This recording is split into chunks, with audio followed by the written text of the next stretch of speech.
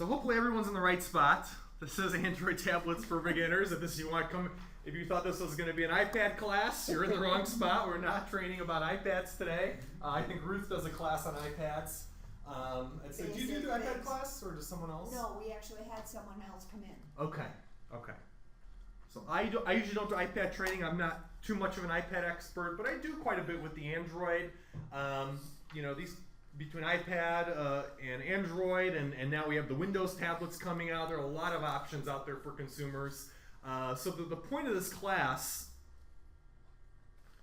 Where goes I've got to resort to my regular mouse.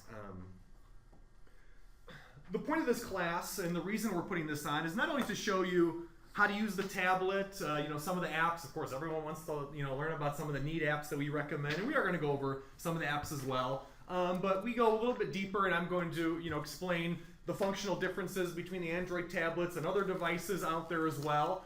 Just so if you haven't purchased an Android tablet, I want you to find out if this is actually the right device for you. I'm not coming over here to say that an Android tablet's for everyone or an iPad's for everyone. This may not be something that'll fit the kind of things you're trying to do. So let's figure that out. Then we'll get into how to use the device. Okay? So everyone should have an agenda that we printed out. It's a two-sided agenda, so it does go to the back once we run out of things on the front part. So the basic layout, I'm going to go over some of the introductory points, just a few slides we're going to go over, and then I'm going to be doing all live demonstration. I've got my projector set up. We're going to be doing all the demos I'm going to be doing on the screen. You're going to be able to see right on the big screen in front of you, so you're going to be able to take this home and use all these skills, hopefully, with any Android tablet that you may purchase or you already have. A lot of people brought theirs with them today. And I will try to do my best to make sure all questions also get answered by the end of the session. I'm going to go over some of the physical aspects of a lot of the tablets. We'll go over some of the common features in terms of the user interface, because there are a lot of commonalities, even if you have a Samsung or an Acer device or one of the other manufacturers out there. There are a lot of common aspects to the way we use these things, the common buttons on the bottom and the top and the swipe menus. So I will go over all those aspects with us. Does anyone have any questions before I get into any of my content? All right, we'll just get started then. We're absolutely in awe. All right, I just want to put a cheap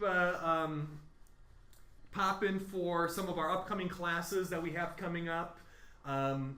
Windows 8, the new Windows 8.1 update just came out. If you got a new laptop within the last year, you probably have Windows 8, or if you're buying one for someone this Christmas or for yourself, you're going to have Windows 8 on it.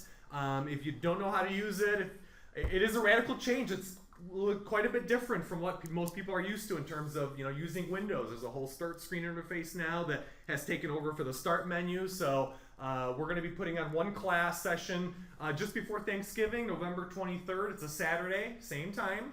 And we're also going to be rerunning that class just after Christmas. So if you've got a device for the holidays and you want to learn how to use it, come back, and I'm going to be redoing it January 4th at 10 a.m. So 2 Windows 8 classes. It's also a very neat class. I put on the full demonstration. I didn't used to have a touchscreen laptop. Now I do, so I'll be able to show all the swipe features and all the functionality on my own unit here. So we'll go into a deep dive on what's new in the new Windows 8. And then also backed by what I consider popular demand is our computer security class. We put on 2 sessions about a year ago at this point, and these classes for some reason filled up to the brim. I mean, almost at near capacity. People just want to learn how to stay safe on the internet and use their devices in a safe manner. And everything from viruses now hitting smartphones to what kind of antivirus should I be using on my computer? How can I bank safely online? All these kind of questions that people have these days, we're going to go ahead and answer them, and we do full Q&A for anything you're concerned about or things you've heard in the news like the NSA blow up and all this other stuff that's going on. So we will go into all those different aspects on February 15th. Definitely come out to that class. It's always a really great session, and that one fills up pretty quickly when registration opens up. And then after that, we have some new ideas we're going to be doing for springtime for classes. So those will be announced within due time. All right, so some of the basics here. Why would you want to get an Android tablet? If you already have one, I'm already preaching to the choir. But for those that don't have one, if you're considering getting one, some of the biggest things, benefits of not just Android tablets, I mean all tablets in particular, very easy to carry, very mobile compared to a laptop. Even mine, which is I believe a 12.5-inch laptop, still pretty mobile. I like it for what I need to do, but doesn't compare to the 1.5 to a pound that a tablet weighs. So very mobile, very easy to take with you, quite a bit lighter than a laptop. And with that comes battery life. My particular tablet that I'm showing off here today is the Nexus 10 device. This is sold directly from Google. This is considered their stock device. This is what all the other tablets are built off of, which is the Nexus line. I tend to like this tablet, and I'll go over some of the niceties on this device a little bit later. But this is about a 10-inch screen unit. They make units as small as, Chris has a unit here that's about maybe 6 inches or so. Some people will call it a phablet, between a phone and a tablet. Here's the Nexus 7 that Ruth has. Mine is not a phablet. It's only this is about a 7-inch tablet. So they come in all kinds of different form factors, whereas the iPad has 10-inch. That is a 10-inch unit right there. I think there are even some 11-inch tablets that are on the Android side, like the Kindle, I believe, the Kindle Fire HDX that they have now. That's close to 11 inches. So you can get as big or as small as you want. There are so many choices out in the Android marketplace this day and age. Goes without saying, these are great for people on the go. If you're doing a lot of movement, a lot of traveling, and you don't need to be doing a lot of data entry on a device, there's no better device than a tablet. This is the way to go if you are a constant traveler and just need something to be able to check email or watch Netflix or browse the web a little bit for yourself. In terms of usability, they are very simple to pick up and go, just like the iPad introduced a few years ago with the whole tablet craze. Android tablets are not that much different in terms of usability and what you can do. It's a very simple approach. You get apps on your device, you use them for what they're made to do, and that's really it. I mean, it's not like a regular computer where you have to maintain all these different aspects and worry about crashing on you. They're very simplistic. They're meant for almost anyone of any age to be able to use. I've seen elderly to the youngest kids using tablets. They're very, very simplistic and very easy to pick up. That's one thing I like about them. Very large app selection. The Apple side with the iPad tablet, they of course have the most apps of anyone because they've been around the longest. But the Android tablets are catching up. Whereas Apple, I think, has a little over 1 million apps now. The Android side has maybe 600,000 to 700,000. So for what most people are going to be using in the next 10 years, they have more than enough apps available for your needs. And it's also becoming the same case on the Windows tablet side. There are so many apps available. Even if there is not the exact app you want, there's probably a comparable alternative that will do what you want to do. And the other nice thing about the Android tablets, they are usually cheaper than the iPads out there. In this case, the one I'm showing off, the Nexus 10, this runs for $399. An iPad starting price is $499. And again, that's not comparing the iPad mini, which is the smaller miniaturized version, which is more so akin to the smaller Nexus 7. But for a full-size tablet at 10 inches, the comparable price point is usually a little bit lower than the iPad. So let's flip it. Let's flip the argument a little bit. Why might a tablet not be such a great choice for some people? And I want to make sure that you know this. If you're looking for a tablet, people have been telling you this is the way to go. Here are some of the pain points that you do want to realize before you go out and purchase one of these. One of the biggest things that I have to tell people, and they call me asking me, should I get a tablet or a laptop? These are not really meant for content creation. Data entry, if you're going to be doing long letters, long spreadsheets, long emails, a lot of typing, unless you're going to get one of these keyboard add-ons like some of them do offer. Yep, so Ruth has one here. This is a Logitech keyboard that adds on. Is that for No, it's for the larger the Samsung device. Yep. So they do make these add-on keyboards you can get. I don't know what the price point on this one would be. Well, this is a name brand, and so they usually about $100. $100 for that. But it's also the case, so it snaps in. Okay. So. Yeah. But you have to make that decision. Exactly. That's it. Exactly. So barring the add-on keyboards that they have, generally I tell people they're not meant for big content creation. If you're a business professional, you're doing a lot of work during the day, you're probably going to be on your laptop still. You'll be using this on the weekend, at night, or when you're on the plane for a few hours and just need to do a few things, or just you're looking to browse email a little bit. You're not going to be replacing your full Office, Microsoft Office, with an Android tablet. That's a very, very big thing to know. Not very powerful in terms of number crunching larger games, unless you get a very powerful device like a Nexus device that has some beefy internals. You may be a little bit limited in terms of some bigger games that you're looking to do, or you are going to try to use big spreadsheets on here, so keep that in mind. Typing for long periods, aside from a physical keyboard, is a little exhausting for some people, especially because it is awkward. Remember, when you're typing on a touch screen, let me turn this on. When you're typing on a touch screen on here, remember, you're either laying it on a table or you're laying it on your lap. Most people aren't going to be holding it like this for long periods of time. So again, think about your usage scenario. Think about what you're going to have to do with it. It's not as functional to be doing touch typing, pecking numbers and letters for yourself, as opposed to using a device like a Surface, which I'll go over, that has a full keyboard and mouse at your disposal. And again, generally they're not as capable as a laptop, again, because they don't have all the ports that you may need.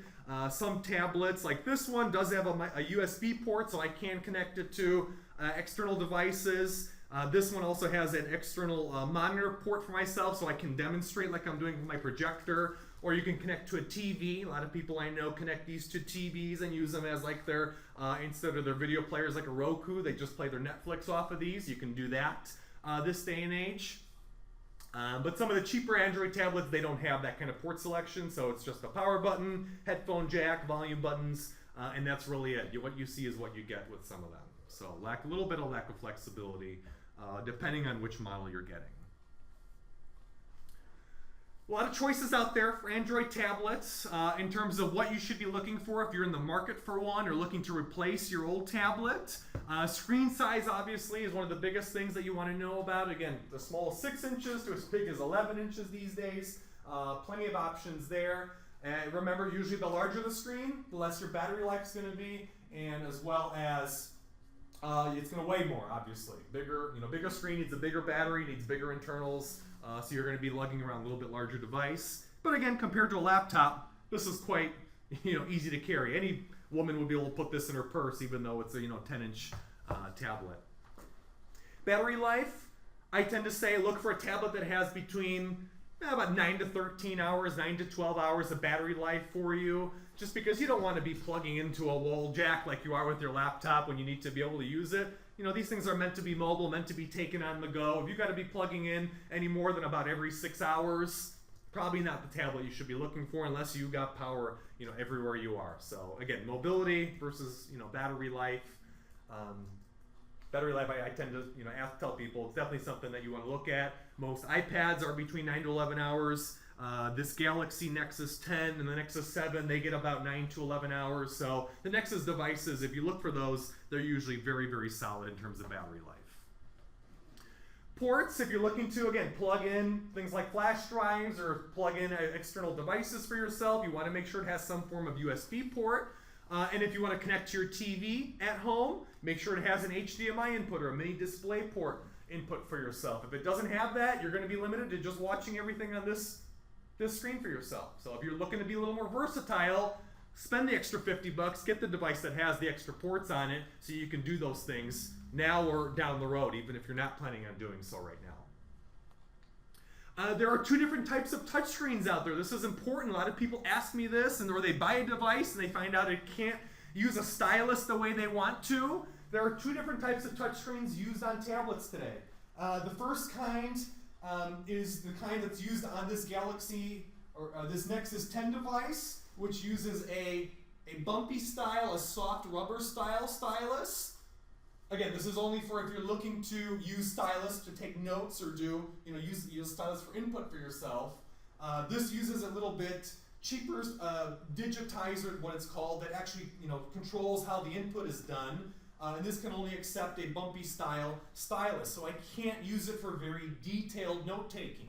If If you want to do detailed note taking like you can if you've seen the Surface Pro from Microsoft, where it uses a very detailed pen style stylus with a very fine point, and it knows your pressure that you're putting on the screen. That is more like a Galaxy Tab device on the Android side, or I know for sure the Surface Pro device. A little more expensive, but again, if you're looking to do nice note taking, I use my Windows tablet for my grad school classes. I like to use that as my digital notebook now. I don't even carry a notebook around any longer. So again, if that's something you're looking to do, you want to make sure your device can use the kind of stylus that you require. Another thing to be aware of is the kind of firmware or software, the operating system that's being used on there. There are basically two different kinds that are on the market. There's just one camp, which is pretty much the stock camp, which is the ones that are made by Google firsthand. Those are all the Nexus devices. And the one nice thing about them is that they tend to be supported for quite a long period of time, as opposed to things like the Galaxy devices from Samsung or any of the other manufacturers, where you have to rely on the manufacturer getting the code from Google and then customizing it for their device. It's usually delayed, and they usually don't release those updates for as long of a period of time. Whereas Google, on their first-party devices, they tend to support them for about 3 years out usually on them. So that's a long time for a tablet, which means you'll get new features, you'll get bug fixes, you'll get little battery life improvements, things like that, whereas opposed to the third-party manufacturers, they tend to drop support after about a year and a half or so, and they want you to buy a new tablet right away, obviously. So that's just something to keep in mind. You know, it's more important for us techies sometimes, but I do like other people to be aware so that they know, you know, what they're getting when they're looking for a device. And then storage size is the one final aspect that I will bring up. If you're not looking to store movies or lots of music on your device, and I'm going to show you some neat apps, free apps that you can use like Pandora and Netflix on your device so you can watch streaming media. You don't have to worry about downloading things on your tablet. I think that's the best way to go because, you know, getting the devices with a lot of storage on them, in terms of gigabytes worth of storage, they tend to get expensive. And again, it's just something, one other thing you have to manage and maintain. It's like a regular computer at that point. Is it backed up? You know, do I have the copies of the media that I want to watch? So, you know, that's something to keep in mind. I tend to recommend to people, buy the little bit cheaper device with the 16 or 32 gigabytes of storage and just rely on streaming media. Streaming radio, streaming music services. There are so many different choices out there. You don't have to be worrying about managing your media collection like, you know, 5-6 years ago with iPods. What we used to do. You know, that's not the case anymore. There's so much selection out there, and it makes life a lot easier, in my opinion, than managing, you know, where's all my media stored? Is it backed up? If I lose this, do I lose all my copies of my music? You know, that's old hat. That's old thinking at this point. So don't always look for the device with a lot of storage because you're not going to be using all that up, to be honest with you. I would put that storage into a laptop or a computer device, but not a tablet. Why I tend to like the Nexus 10 device, it has, again, a large display, full HD, so I can watch, you know, full HD movies for myself right on the screen here. The one that Ruth is using right now, it's also another great option. I tend to like the tablets that are at least 9 inches in size, because if it's any smaller than that, I tend to say, hey, I can just use my phone at that point. It's not really worth it to me. So again, that's personal preference, up to you, but I tend to recommend the tablets with at least 9 inches in screen size. I like the Nexus 10 because it uses, again, the stock Android firmware from Google. Going to get support for quite a long period of time. It doesn't come with a lot of the bloatware that some of the manufacturers put in. It's very clean, brisk experience. It's the way that Google intended Android to be used. This Nexus 10 is the best port options. Again, it has the HDMI, it can connect to projector, TVs, anything like that. And I don't have to use the dongles like the iPad where you have to get a special adapter and then get a special cable to connect to your TV. This is a straight connection. They don't use any kind of proprietary ports like the Apple side does. There are a lot of cases to choose from, just like the Apple side. You walk into a Best Buy, you can get all kinds of different cases out there. For any given kind of style of tablet you may purchase, there's probably at least 10 to 20 different cases you can get, from rubber style to hard plastic if you're going to be working out in the field with it. There's so much to choose from out there. This device I like. It's great even without a case because it has a nice rubber backing on it.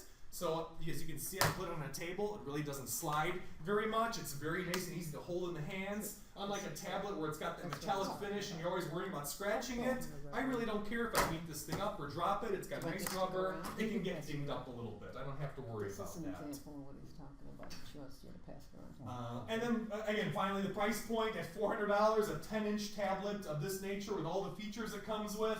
I think this is the sweet spot in terms of Android tablets. 10 inches, all the port options, stock firmware.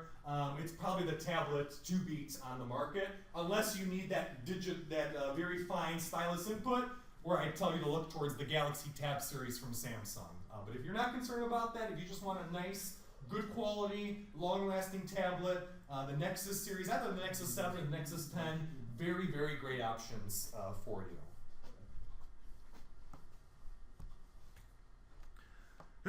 So this is a slide I added since my last Android class, because a lot of people were asking me about if I do want to replace my laptop with a tablet, what should I look for?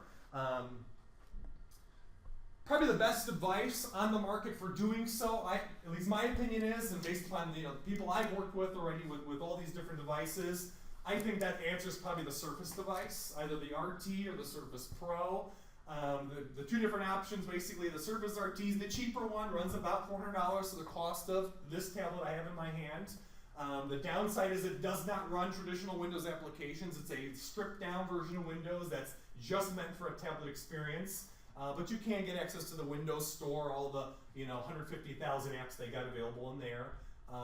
The upside is it does come with free Microsoft Office, so that $150 extra you'd spend on a Microsoft Office copy, they bundle that for free, no extra cost. So that's the one upside about that device. And the battery life on the Surface RT is about 9 to 11 hours. It's very, very good for a Windows device.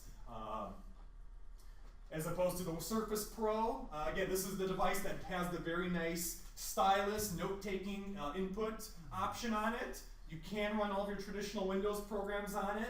It's very light. It's a 2-pound device. It's the smallest Windows laptop tablet hybrid on the market today.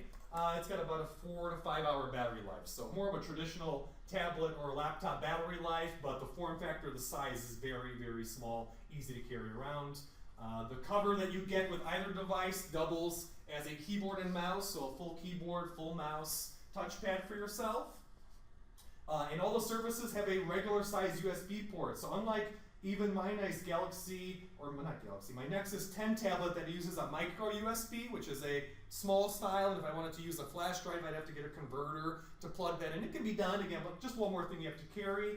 The Surface devices have a full-size USB port. So I have people that I work with that plug in regular mice, keyboards, Bluetooth devices, flash drives, and they can just use those natively without any dongles or accessories. So that is the other nice part about that. And again, that's more targeted for mobile working professionals or people that don't feel comfortable just getting a touch device. They want that option to be able to use the mouse and keyboard for themselves on the go. All right, I'm done spewing information. I'm going to get to my live demonstrations now. I'm going to take about a 2-minute break so I can transition to my camera recording here. I don't have my helpers with me, so I got to do this myself. So give me a few moments, okay? And if you have any questions for me, just feel free to ask. I'll answer anything